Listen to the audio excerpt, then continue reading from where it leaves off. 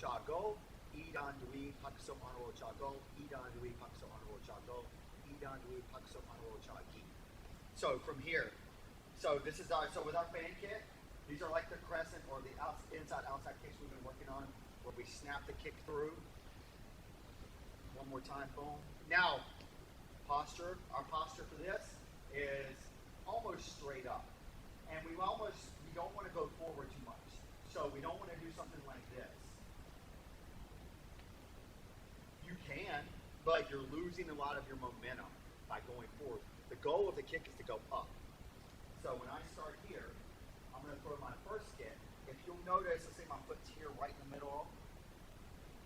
So if you'll watch, I'm right back where I started. I haven't gone anywhere. I'm focusing all my energy on going up. Okay? So let's look at it from the front. Once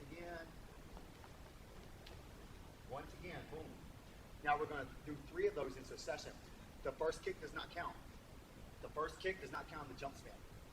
So from here, let's do it very slow. 1, 2, 3, boom. That was the 4 kicks. Let's look at it from the side.